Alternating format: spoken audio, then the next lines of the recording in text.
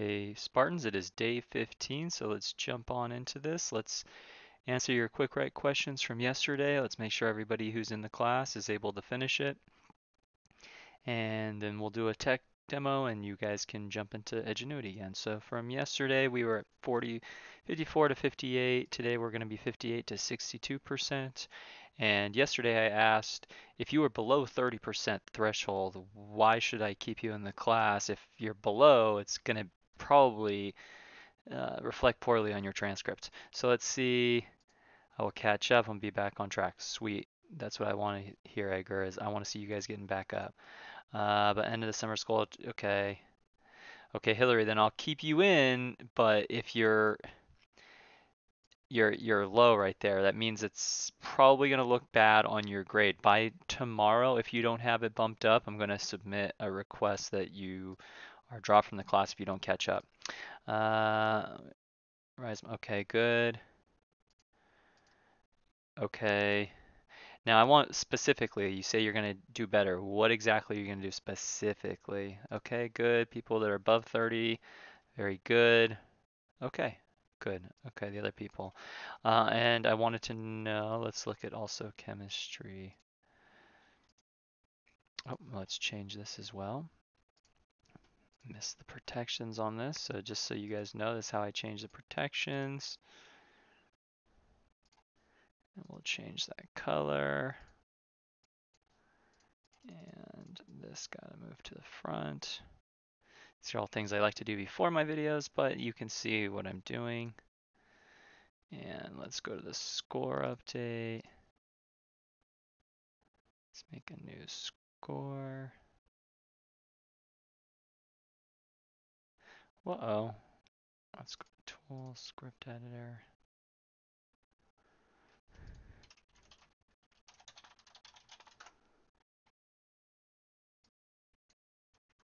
Let's fix this to be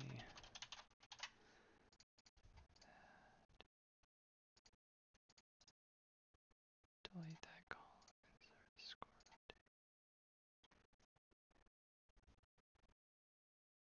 update. Okay. Now we're back on track. Okay, 714. Good. Kind of, okay, so you gotta catch up, be above that. Since I transfer all my games to an external hard drive and hit drive, so I won't get distracted by games. Okay, so now you can dedicate, uh, okay, 6 to 10 hours per day on schoolwork. Stop the, because I catch, okay. Okay, well, Denise, you gotta do that. Do that today. You gotta do it before tomorrow. I want to see that percentage up. Otherwise, I will not feel responsible leaving you in the class knowing that you might just have a bad grade if your Edgenuity score is too low. Okay, so distractions, only one doing it. There are plenty of distractions, with a lot of distractions. Okay. Going to my older sister's house soon because she's going to help me catch up. Perfect, that can help. Hopefully there's not too many distractions. Going to the table with no distractions. Good. A little desk.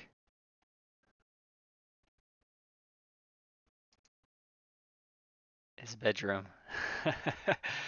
Okay, you could kick your little brother out, but I'm sure that's probably also his room as well. Good, music can definitely help.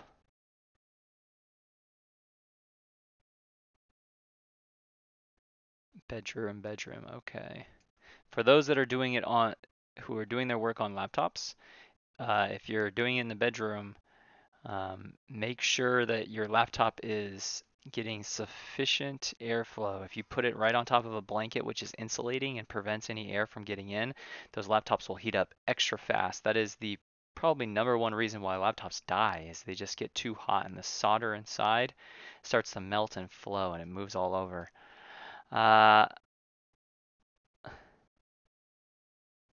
Yeah, so a lot of people are also they'd like to go back, but unfortunately, and I'm reading through these responses, unfortunately, I don't think that's an option. That is not really an option. Okay, good. And I don't know. Okay, no, nobody, no one. I don't know anyone. I don't know anyone. Uh, okay. Angelica knows somebody.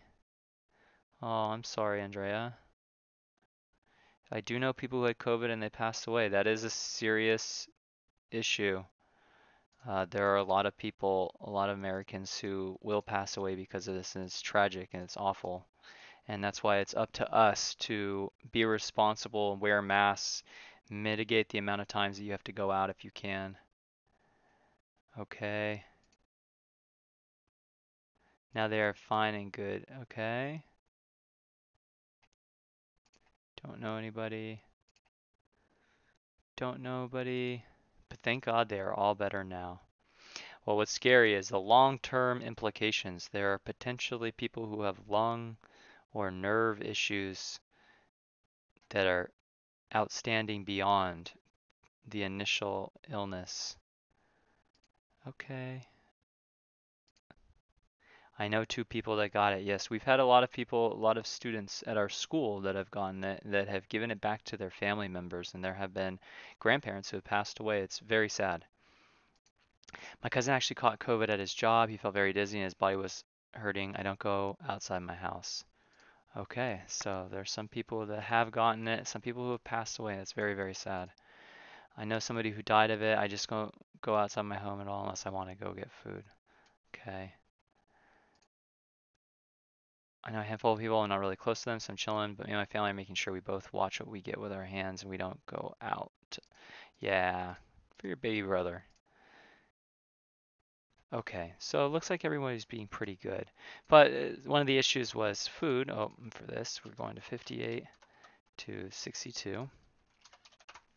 So, Governor Newsom yesterday announced that California, because we are having another surge, is going to go on to lockdown again as of July 13th for at least 3 days, so until tomorrow. You're going to have a statewide shutdown of dine-in restaurants, wineries and tasting rooms, movie theaters, family entertainment centers, zoos and museums, card rooms, and all bars. Okay, so if you had a restaurant that you were interested in going to, you got to make sure that they can do pickup or delivery. So, first thing I want to do is give me a link. Give me the link to your favorite restaurants Yelp page.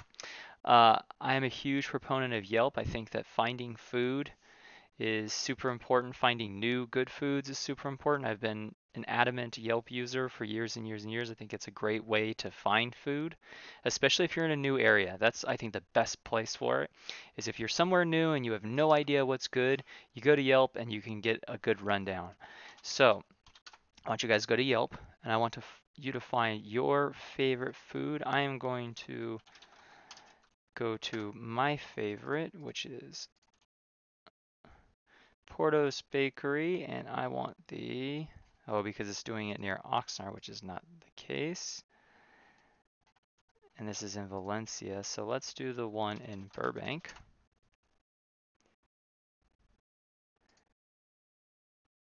I believe this might be one of the best rated cafes in all of Yelp, at least all of California, possibly all of United States. Okay, so insert that.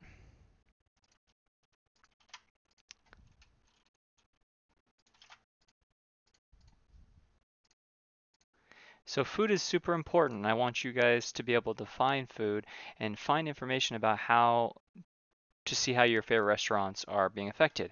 So for mine, for Portos, which they've got their potato balls, they have number of pastry. I mean, for people who haven't been to Portos, you definitely should go. You should try it. It's amazing.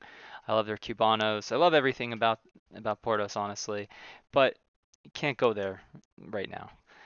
But it's good to check their Yelp and see that it says, okay, in-car pickup in 3 easy steps. You go online, select your place, you go there, and they're going to drop it off and give it to you.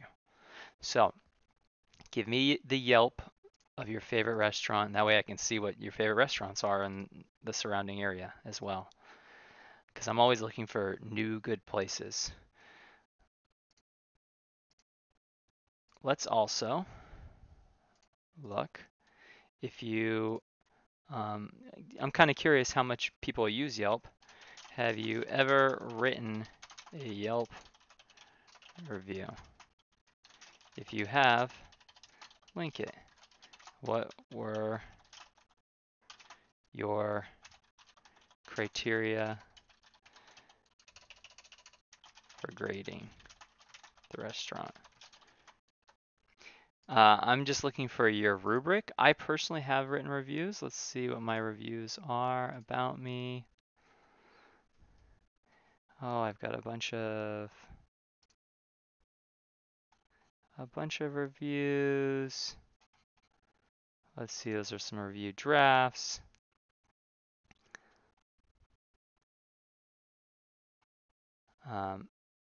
I usually go, this is a Mexican spot near us that I really like. They have a really spicy green burrito. And the way that I wrote my review is I break down my categories so that there's 5 categories, each worth a star, and you just have to generate those points from that category. I feel like it's a fair measure. So I have 5 different categories: location, ambiance, value, the food, and the service. And if they get all those points, awesome, they get 5 stars. If not, at least have a good method to evaluate that's fair and objective. So I'll link one of my reviews. Let's see if I can link this exact review, share this review. Boom.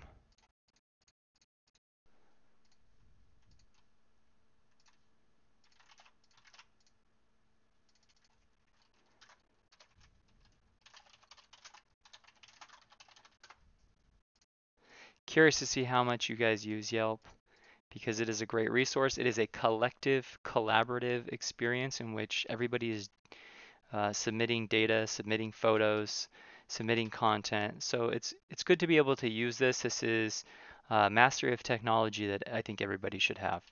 So uh, tell me if you've ever written a Yelp review. If you haven't, what restaurant would you like to review? How would you rate it? So if you haven't, go ahead and do that. Okay.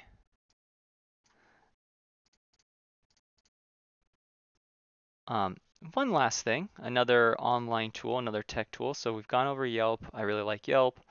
I think it's a great way to collect information, especially now when we're in this pandemic and food sources might be limited. It's also, you got to be aware of how popular something is. If something's super popular, it might cause some delays. So let's go to Google Trends. Using Google Trends. Okay, so what is Google Trends? Google Trends is an awesome tool where you can compare the search results of different search queries on Google. And not necessarily search results, actually, the number of searches that are being made. So let's say I just looked up Mexican food. So over the past 12 months in the United States, I can see that there is a general interest, and this is all based off a percentage.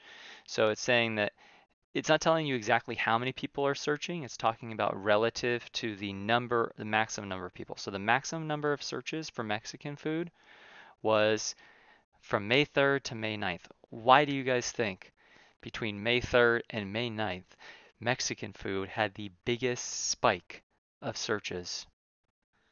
I mean, could it possibly be that there is a special date in there, a holiday potentially, maybe Cinco de Mayo, that people are interested in getting Mexican food and that's why they were searching for it? Probably. I'm assuming that's what it is. But it's good to see over the past, let's see if that continues. Let's see if it's every May, if we have a spike. It looks like every single May there is a spike of interest in Mexican food, which is pretty cool to see. It's pretty cool to see that data.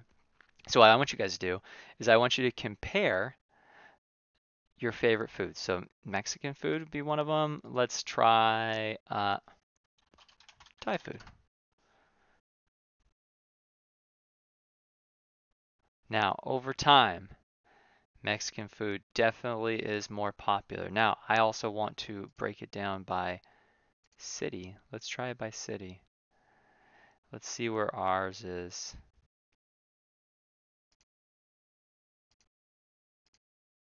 Los Angeles is 19. They still prefer Mexican food over Thai food. So I want you guys to do a Google Trends and compare yours.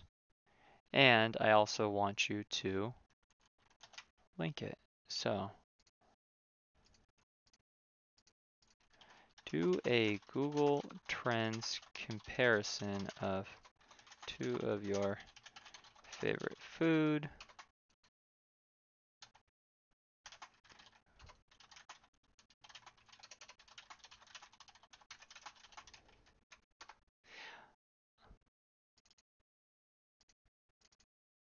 Oh, let's make this a response. You don't have to compare it with the link. Okay, so Mexican and Thai food, pretty close. And this is a very powerful tool for analyzing lots of different trends. I'm just kind of going over this with a very simple query, but there's lots of things that you can do with this. But let's make it a little bit more specific. Let's try lomo saltado, which is Peruvian, versus, let's say, a more particular Thai dish, pad Thai. Let's do lomo saltado the dish versus pad Thai the dish, and in this case, pad Thai really does blow it away. So it's much better. Let's see. Interest for lomo saltado actually has a lot of interest in Connecticut, Florida, New Jersey. I could see Florida, California, definitely popular, but pad Thai is way more popular. Anyways, those are some comparisons I want you guys to make. We'll play around more with Google Trends, but I think it's a valuable tool for checking out searches. I just want you guys to do a quick comparison, see which is more popular. And then finally, comments, questions, feedback from